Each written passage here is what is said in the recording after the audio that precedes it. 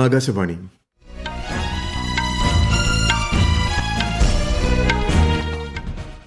നമസ്കാരം. വാർത്തകൾ വായിക്കുന്നത് നരേന്ദ്രമോഹൻ.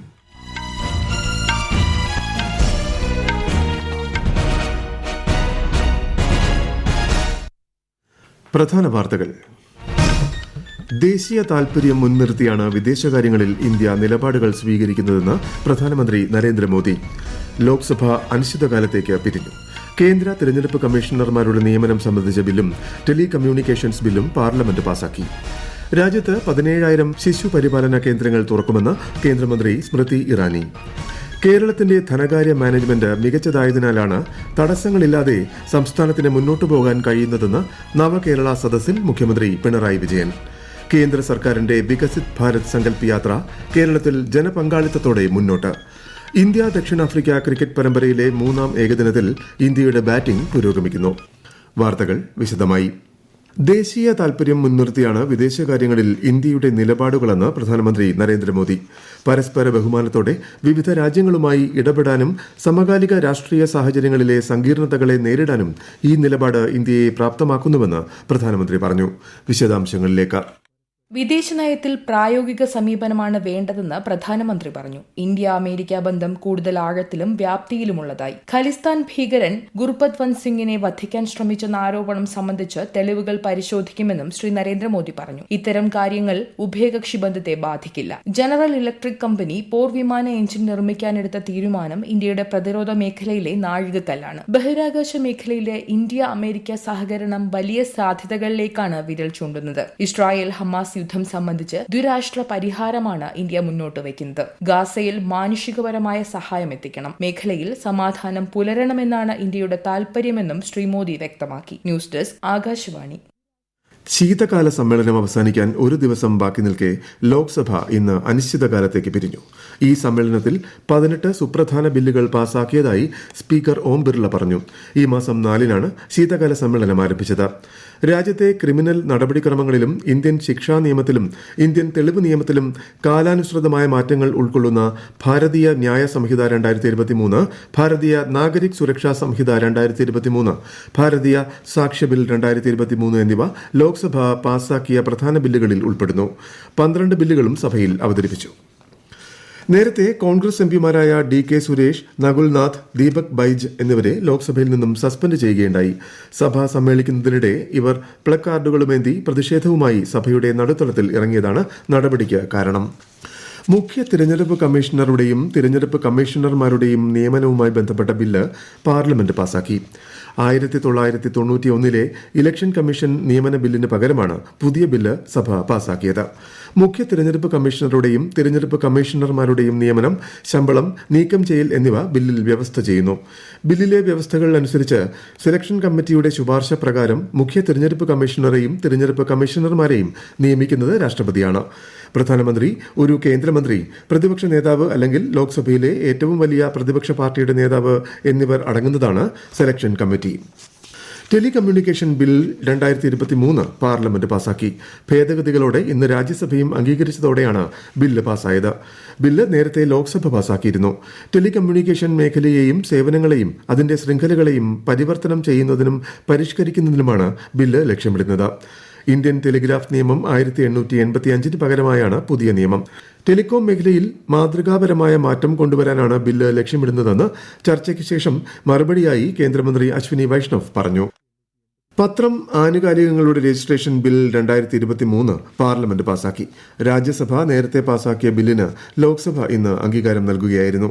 പത്രം ആനുകാലികങ്ങളുടെ രജിസ്ട്രേഷൻ ബിൽ 1867 റദ്ദാക്കിയാണ് പുതിയ ബില്ല് സഭ പാസാക്കിയത്.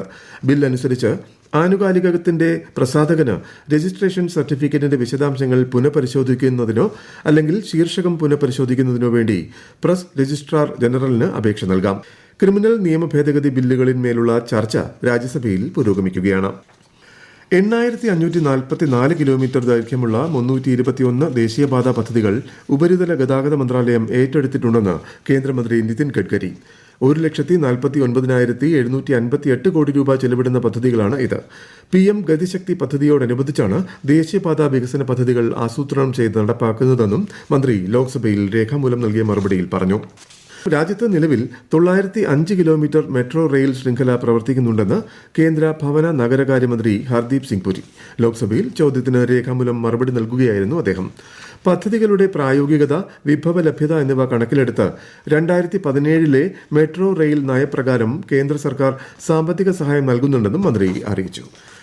രാഷ്ട്രീയത്തിൽ പ്രവർത്തനക്ഷമത പ്രോത്സാഹിപ്പിക്കുന്നതിനായി കേന്ദ്ര തെരഞ്ഞെടുപ്പ് കമ്മീഷൻ മാർഗനിർദ്ദേശങ്ങൾ പുറപ്പെടുവിച്ചു. ഭിന്നശേഷിക്കാർക്ക് എതിരെയുള്ള രാഷ്ട്രീയ സംഭാഷണങ്ങളിൽ അപകീർത്തികരമായ ഭാഷ ഉപയോഗിക്കുന്നത് ഒഴിവാക്കണമെന്ന് കമ്മീഷൻ രാഷ്ട്രീയ പാർട്ടികളോട് ആവശ്യപ്പെട്ടു.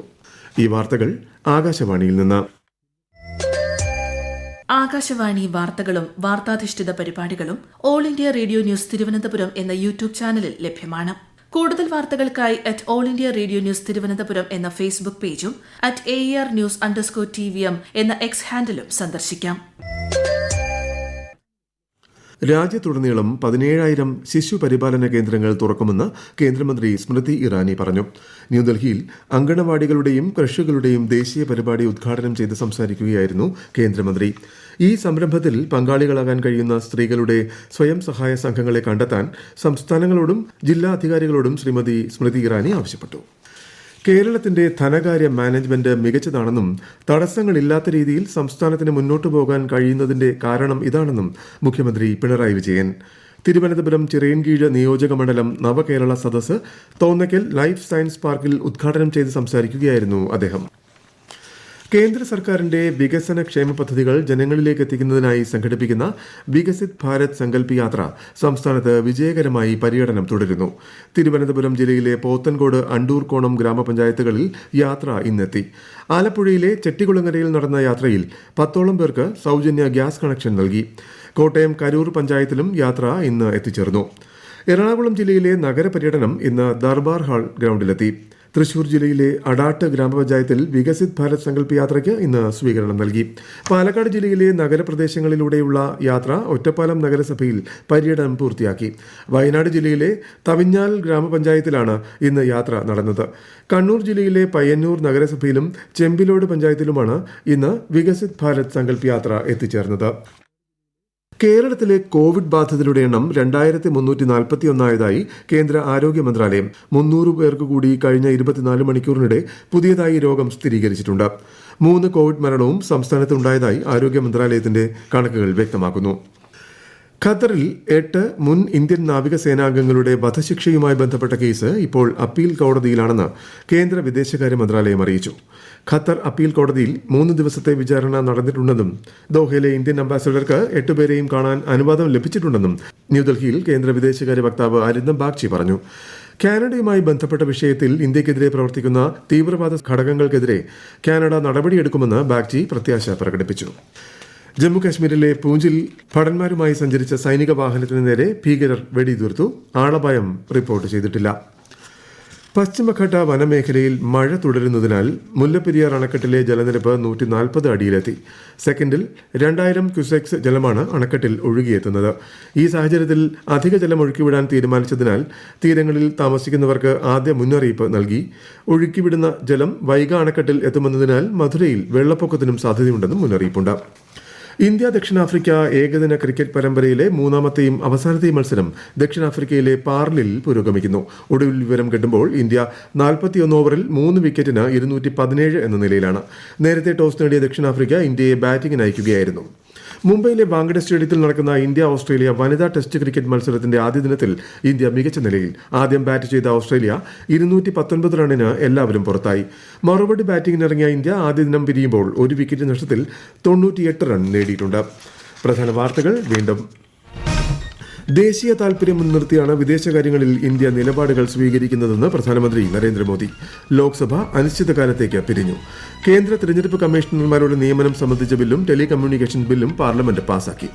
രാജ്യത്ത് 17,000 ശിശു പരിപാലന കേന്ദ്രങ്ങൾ തുറക്കുമെന്ന് കേന്ദ്രമന്ത്രി സ്മൃതി ഇറാനി. കേരളത്തിന്റെ ധനകാര്യ മാനേജ്മെന്റ് മികച്ചതായതിനാലാണ് തടസ്സങ്ങളില്ലാതെ സംസ്ഥാനത്തിന് മുന്നോട്ടു പോകാൻ കഴിയുന്നതെന്ന് നവകേരള സദസ്സിൽ മുഖ്യമന്ത്രി പിണറായി വിജയൻ. കേന്ദ്ര സർക്കാരിന്റെ വികസിത് ഭാരത് സങ്കല്പ് യാത്ര കേരളത്തിൽ ജനപങ്കാളിത്തത്തോടെ മുന്നോട്ട്. ഇന്ത്യ ദക്ഷിണാഫ്രിക്ക ക്രിക്കറ്റ് പരമ്പരയിലെ 3ാം ഏകദിനത്തിൽ ഇന്ത്യയുടെ ബാറ്റിംഗ് പുരോഗമിക്കുന്നു. വാർത്തകൾ കഴിഞ്ഞു. അടുത്ത വാർത്താ പ്രക്ഷേപണം രാത്രി 8:35.